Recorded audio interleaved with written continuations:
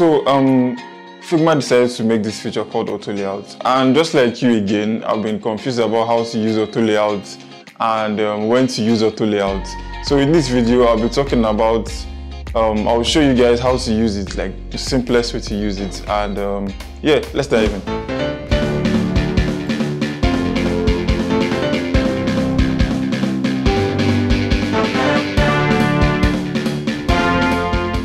So we're back in Figma.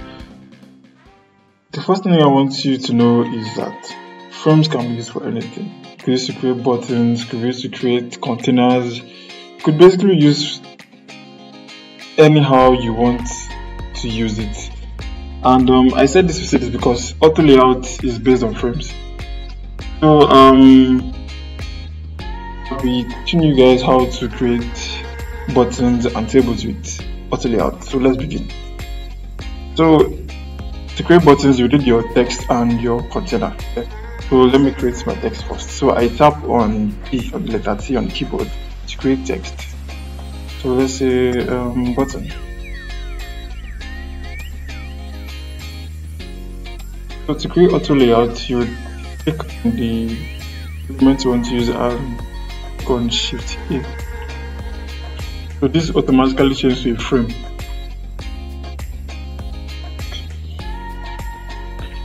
So this automatically changes to a frame. So you skip that part. So this automatically changes to a frame, and then you would if you go to this corner, you'd see Autolayout, see the minus. So minus is to switch the auto layout, and then plus is to add it back. And also you would see this. So let me explain this. And with Autolayout, you can also style this too. Let me just add a few playlist what I'm doing. So this represents the padding. So padding is the distance between the element inside and the frame. So if you just click, so for me to show this, I clicked on Alt keyboard option for Mac. So I clicked on Alt, and you see padding around there is 10, 10, 10 all around. And it's the same here. So to increase the padding, I'll just go up, or just try to change it myself. Let's say 20.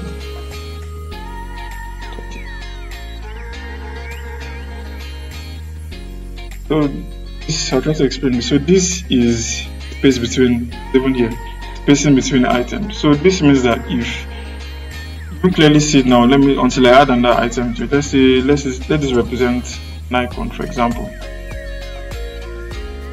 Just big icon.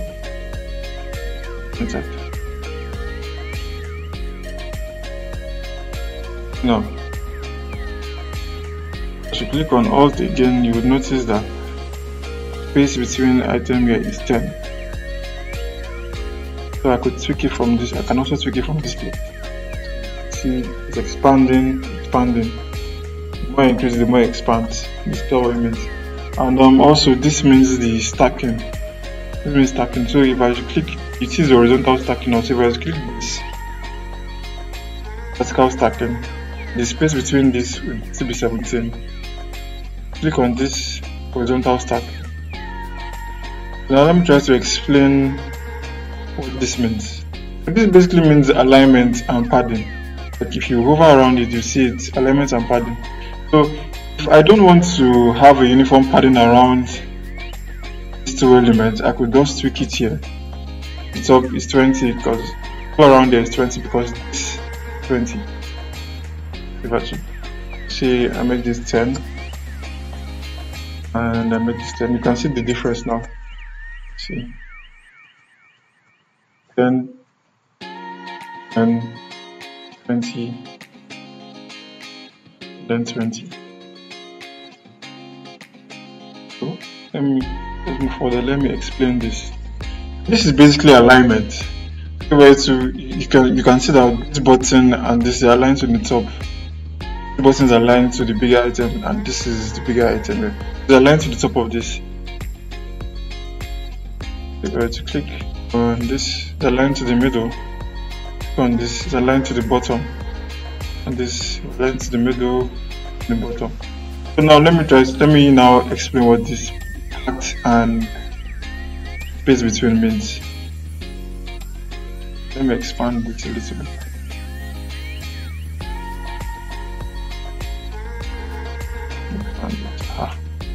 Let's further explain this. So as you click on space between, see you can see there's a split. So space between literally means the elements on the extreme will go to the extreme of the element on the left side goes to the left side of the frame, the element on the right side, on the extreme right, to the end of the frame, basically. And okay, look for space between. Okay, this is space between, and this is a frame. Is maintains the space between the items. So this is 17, this is also 17, and you could also use this too. So you can see that this is aligned to the left side of the frame. Let's click here, the middle, click here, bottom, click here, turn right, top, and top. Let's say we're to expand this more. See this container just represents frame. Line in the middle. So let me explain resizing. So resizing is meant for the frame basically. So if I were to go fixed width, say fixed width, it means that I can tweak. It means I've tweaked the size of the frame. Anytime you see fixed, it means that I've tweaked the size of the frame. So fixed height means I tweaked the height of the frame. Fixed width means I tweaked the width of the frame. So let me do to hog restraint. So hog restraint means hog the content. I said hog restraint, I meant hog content basically. Hog content means he hogs the content inside the frame. So content for the height and the hog content for the width. If I try to click, if I try to type in more words, it keeps on hogging the content, expanding. And let me try to reduce the height of this too. Say 20. 20. I will hog it. And I think that's all for the button. And yeah, you can also style the button in whichever way you want it. Okay. And just add the corner radius to this. Try to delete this. Lest I forget, for act, if you were to add another element to this, let's say Ctrl E, so Ctrl D to duplicate. The space between here 17, because the space between the elements here I specified here is 17. If I change it to 12, everything changes to 12. Try to move it vertically, then start vertically. So 12. Now let me change this to space between.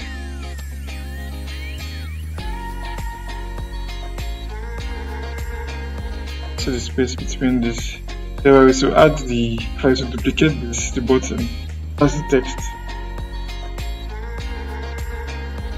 Everything would be inside the frame. The frame won't expand because it is literally space between.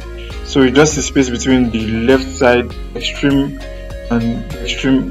Just the difference between these.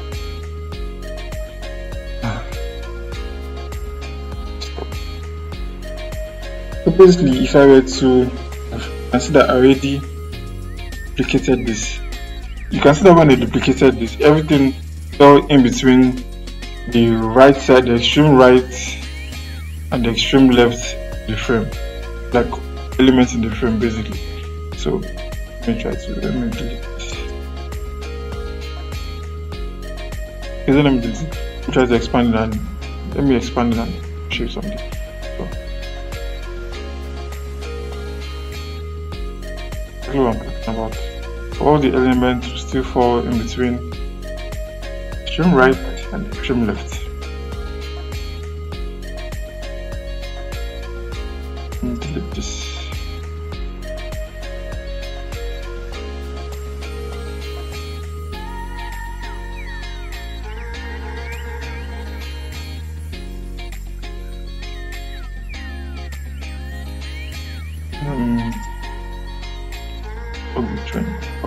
Content. So next thing I'll be doing is using Autolayout. Let me start my button first.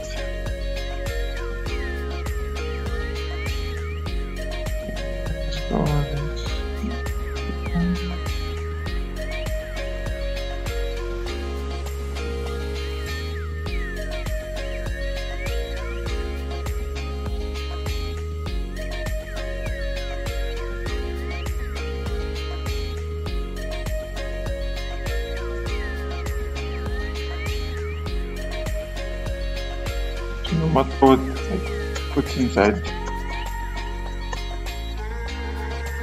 it's gonna expand.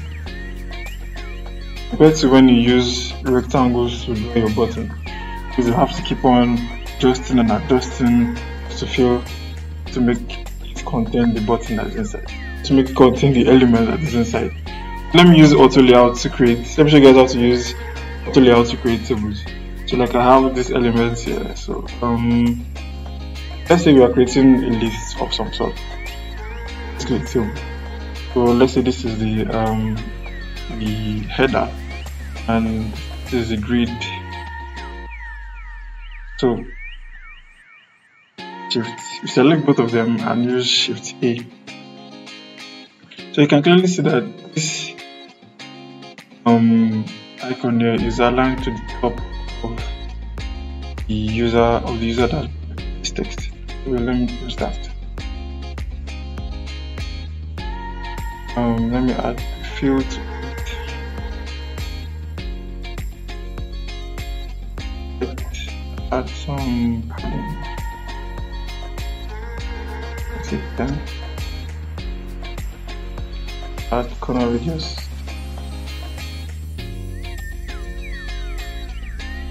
Try to increase the size a little bit.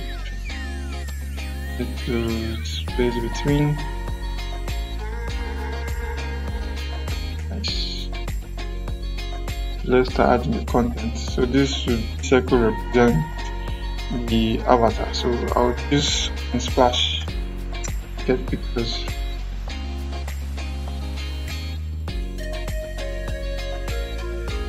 Splash, where are you? Splash.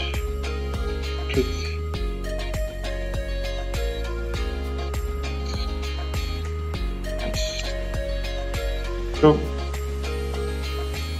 just arrange the element. It represents a name, the email address, phone number, and David button. Let me use Paul.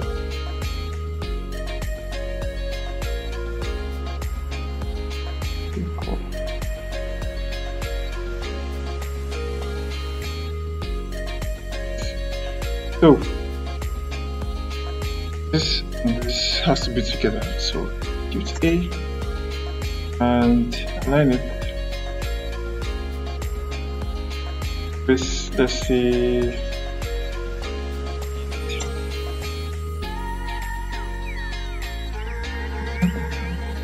That's 12.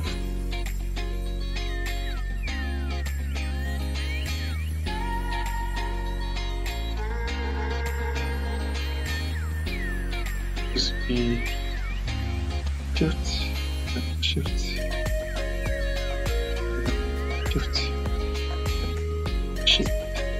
and you tap Shift A to get Autolayout. Right in the middle. And now let's add it.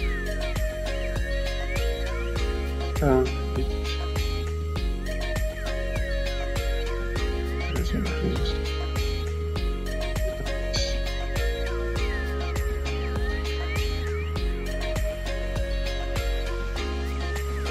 Space between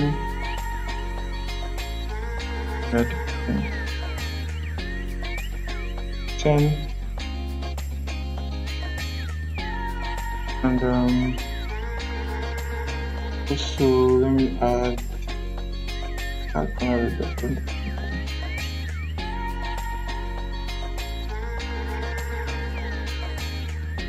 Let me try to. For me to duplicate this, I would use Shift and Alt to drag it. Let's drag it down, drag this down. Okay. Yeah. Then we click on the frames.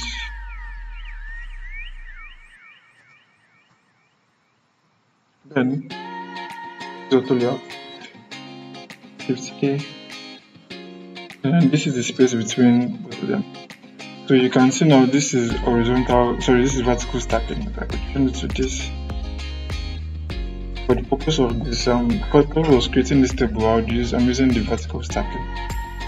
So I can try to change the spacing between elements, or not even add any spacing, because we already have space here.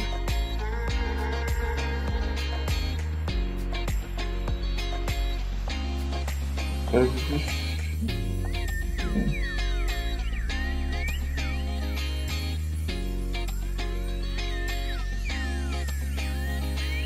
Before that, I can get it.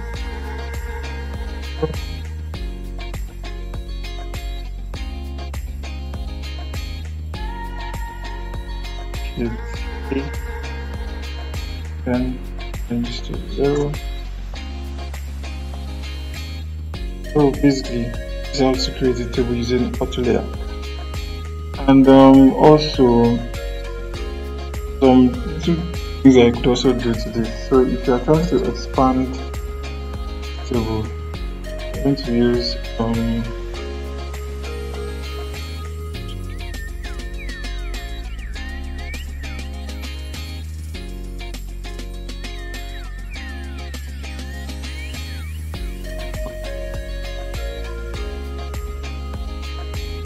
so let's say I'm trying to expand the table, for example.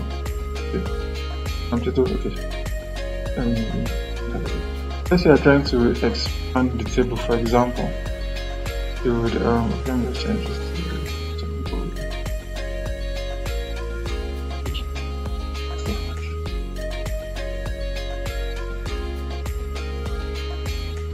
let's say I'm trying to expand the table, for example. Probably use Figma. Then add space between.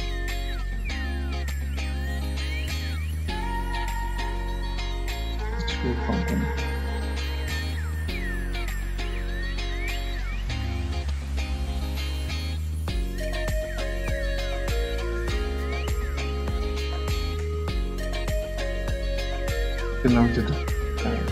So let's say you're trying to expand the table a little bit, then let's say like move it, expand it, and you could fill container for the width, fill container for, you click on the element basically, then fill container for the height, same thing goes here, fill container. Since this frame is already inside master frame, this frame 8, and fill container. Supposed to happen. So you're able to now drag. I don't think I should container for this.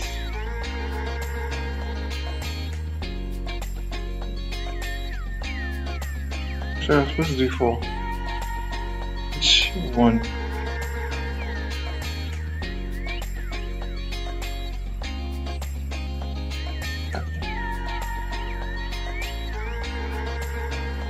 So, and you drag, and to any shape and size you want. Easy. So that's how easy to use. That's how Autolayout can be used. It can be used to create anything you want. This is just the tip of the iceberg, basically. So the more you use Autolayout, the more conversant you are with the tool, with the feature, and the more flexible you are able to use it. The more flexible you will be when you're using Autolayout. So I hope you were able to learn from this video. Don't forget to like, subscribe, comment, and share this video. Thank you.